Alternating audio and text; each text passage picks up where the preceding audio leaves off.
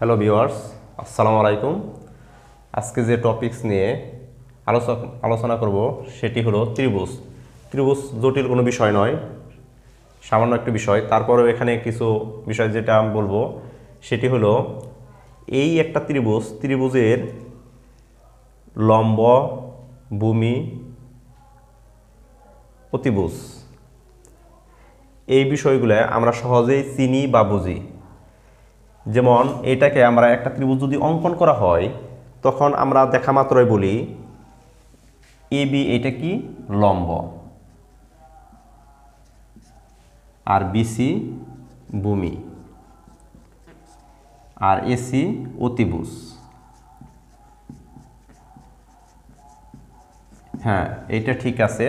এখন যদি আমি বলি যে এখানে বিসি, এখানে হলো সি কোণ বা থিটা, এটা যদি কোণ বিবেচনা করি তাহলে এখানে পিথাগোরাসের সূত্র বলি, তাহলে পিথাগোরাসের সূত্র অনুসারে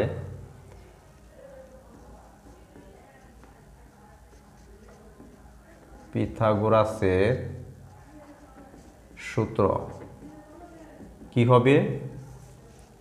লম্ব স্কয়ার প্লাস ভূমি স্কয়ার সমান অতিভুজ স্কয়ার। এইটা আমরা জানি বা এইভাবে শিখে আসছি। বাট এখানে তাহলে দেখি পরের লাইনটা করে দেখায়। এখানে এবি লম্ব এবি স্কয়ার প্লাস ভূমি বিসি স্কয়ার সমান অতিভুজ এসি স্কয়ার। এই ত্রিভুজটায় লম্ব ভূমি চেঞ্জ হয়ে যাবে যখন এই কোণ, এই থিটা বলতে একটা কোণ নির্দেশ করে, আমরা অন্য কিছু দিতে পারি। যখন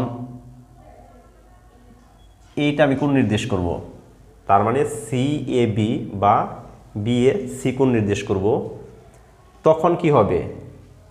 তখন একটা জিনিস আমাদের বা একটা বিষয় মনে রাখতে হবে যে সমকোণী ত্রিভুজের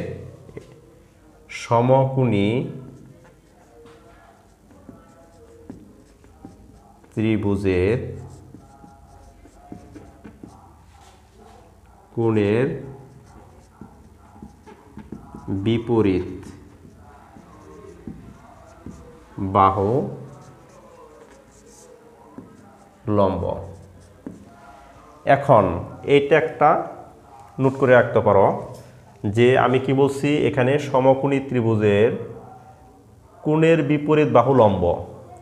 তাহলে প্রথম অবস্থা আমি এখানে কোণ দিছিলাম, কিন্তু পরবর্তীতে কোণটা চেঞ্জ করে এখানে দিলাম।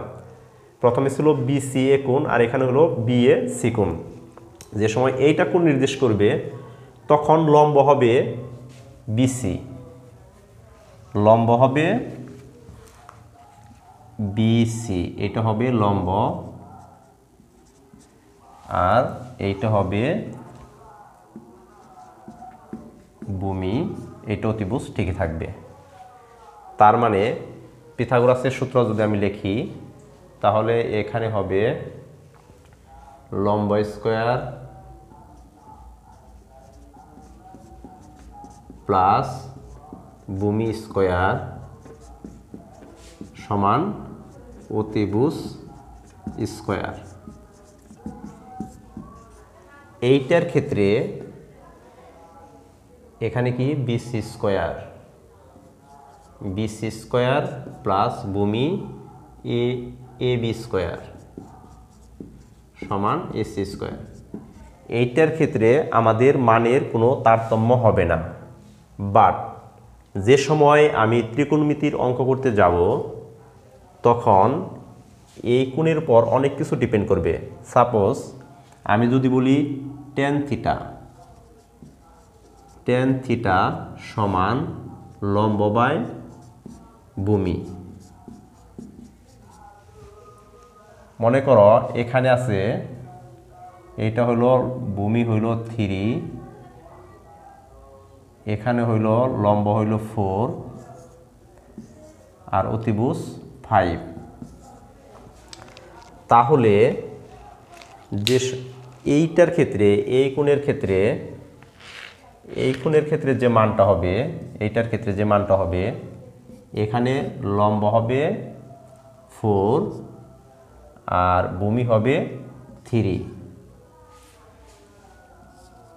tan থিটা সমান 4/3 বা theta equal to tan inverse 4/3। But যে সময় থিটা এইটা হবে তখন tan থিটা ইকুয়াল টু লম্ব বাই ভূমি সমান লম্ব কত, তখন চেঞ্জ হয়ে যাবে, এইটা লম্ব হবে 3 আর ভূমি হবে 4। অতএব theta equal to tan inverse 3/4। আমার চিত্র একই আছে, শুধু এই কোণের কারণে সম্পূর্ণ জিনিস উল্টা হয়ে গেছে বা বিপরীত হয়ে গেছে। এ থেকে আমরা বুঝতে পারি যে সময় একটা অঙ্ক দেওয়া থাকে তখন আমাদের অবশ্যই খেয়াল করা উচিত যে কোণটা কোথায় আছে, কারণ সমকোণী ত্রিভুজের কোণের বিপরীত বাহু হবে লম্ব এবং সেই অনুযায়ী আমাদের অঙ্ক করতে হবে। আশা রাখি বুঝতে পারছো। ওকে, আল্লাহ হাফেজ।